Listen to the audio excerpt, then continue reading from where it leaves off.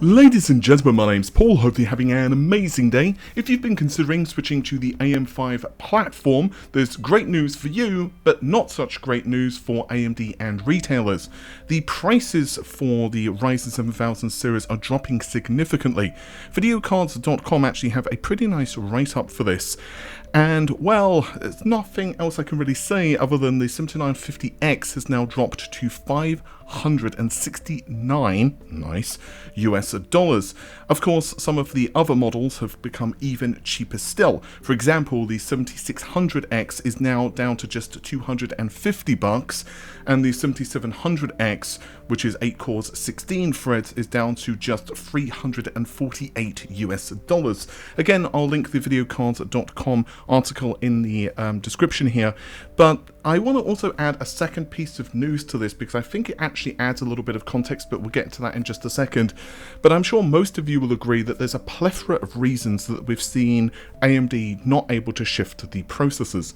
The first of which is obviously the current market conditions, but you know, the fact is, while there is certainly difficulties in the market at the moment with recession and so on, let's just be honest, guys, people are dropping, you know, well over $1,000, it seems, on graphics cards. Like the RTX 4090 flew off the store shelves and so on and so on. So I think for AMD there have been a couple of problems. The first of which is that the V-Cache variants we know are coming. Like AMD themselves pretty much announced them at the same time as the vanilla processors. So it's like, if you know something better is coming on the same platform, and it's not like you have to wait, let's say, a year and a half for it, most folks are going to wait. The second issue is that the Intel 13th generation series has actually proven to be pretty impressive.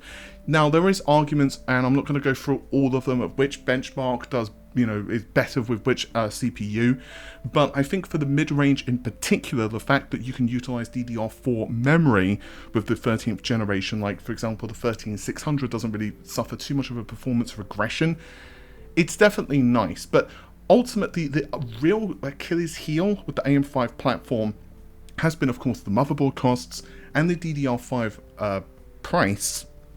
And for folks who have an AM4 board, particularly if you only really game, the better option is to just go with the 5800X3D. Now, ultimately, this is not exactly putting harm on AMD themselves, because of course it still means that they are still selling processors.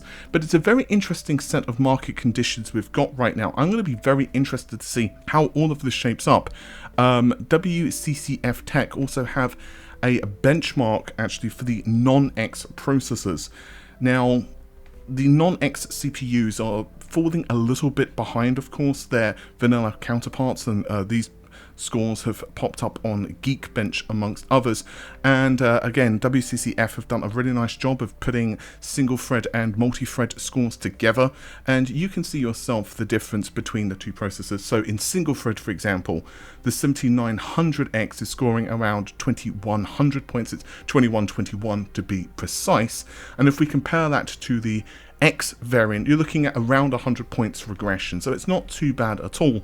So if we compare the multi-thread score of the 7900 versus 7900X, you're essentially losing around 700 points, again, you know, rounding up and down here. So there is certainly a performance regression, of course, for the non-X variants, and this basically means that the performance, of course, is now much closer to something along the lines of a 13900KS or a 13900K. It's basically nipping at the heels of the 13900KS. And we know, of course, that these non-X variants are going to be considerably cheaper.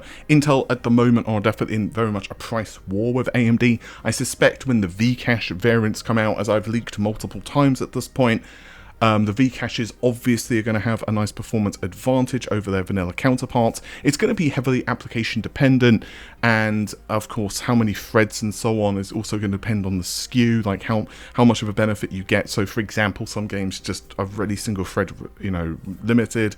It's going to be very interesting though to see how the benchmarks shape up, and also to see how many folks go for the higher, you know, V-Cache variants rather than just the vanilla variants.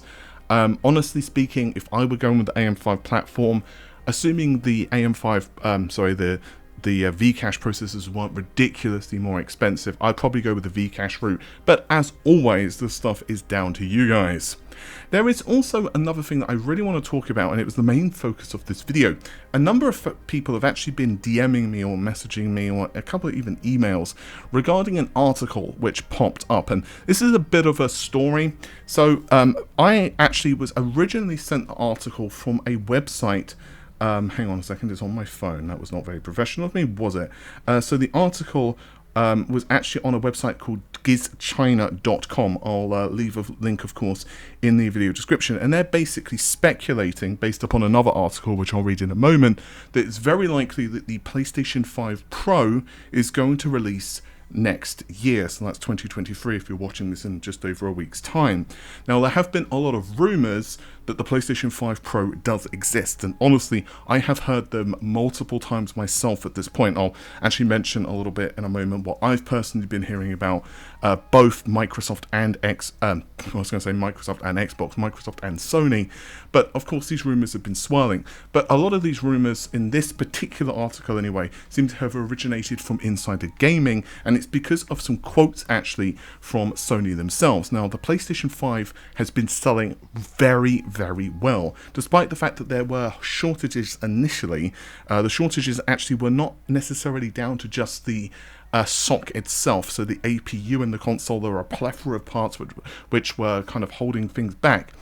But anyway, there was an interview which was being held by Famitsu. I'm sure most of you are familiar with that. Hideki Nishino, hopefully I've pronounced that correctly, who is an SIE Platform Experience SVP, was talking about PSVR and also the future of PlayStation platforms.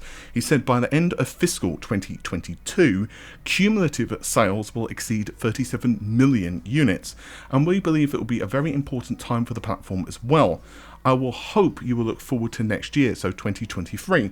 So this is a very vague response, as InsiderGaming.com are actually reporting here. It's a very vague response, and you can somewhat say, well, it sounds a little bit like a hint that a new console is going to come out.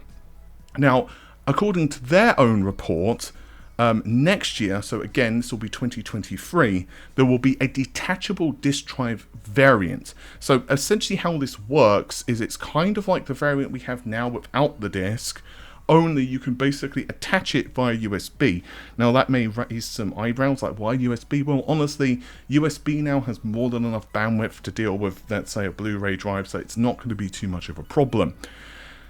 Now, I honestly haven't heard that myself. I don't know whether that's the case. I know that there is definitely a cost-reduced PlayStation 5 incoming, not only because I've heard it from sources, but honestly, it's just like, well, no duh. Like, this has been happening in the console industry since, like, day dot. Just look back, like, the NES had a couple of variants. It had, like, the original variant, which some people call the VHS variant, and then it had the top loader. The Master System had the Master System 1, Master System, and there are actually other variants of the Master System as well. For record, I had the Master System 2, even though it was really old by the time I got hold of it. The Mega Drive, or Genesis if you prefer, had a couple of different variants. So did the SNES, so did the PlayStation 1. The original Xbox had multiple variants. The GameCube had multiple variants, and sometimes the aesthetics look pretty similar, but there are basically cost reductions internally. So this might be, for example, with the Xbox 360, I think they amalgamated the CPU and GPU into a single chip and all this other crap. So basically that's pretty standard. So I personally, from everything I've heard, do not believe that the PlayStation 5 Pro is coming out next year. I do not think it's happening. I think it's 2024. And I have heard that it is definitely occurring. I've also heard that Microsoft are working on their own projects. The thing is, and this is something that's really important, guys, to realize, when we're talking about consoles and things that are being worked on, it's not just one variant or one plan. There's often multiple different designs that are being considered, and some of those plans may be scrapped. So let's hypothetically say that there's like 3 or 4 different variants of the PlayStation 5 Pro that was initially being considered. Like, even the PlayStation 5 changed significantly in certain aspects towards the end. And your Xbox Series X, they have certain goals, they have certain targets, but things change, things evolve, especially quite early on. And, this type of stuff is quite it's quite difficult to pin down.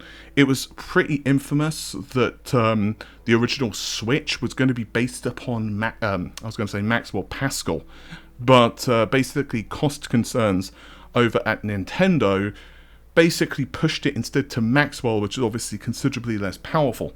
But I have heard the PlayStation 5 Pro is incoming. I'm actually working on a more comprehensive video, since now a lot of stuff has been announced, of course, from AMD's roadmap, and there have been a couple of very interesting patents which have been filed from Sony. There have been some interesting ray tracing discussions from Sony as well when it comes to resampling, basically utilizing fewer rays in a scene, and then you basically utilize things like machine learning to upsample to higher quality. Now they have initially shown this off at things like movies, but it can also be leveraged rather well for gaming. So I think that the PlayStation 5 Pro is happening.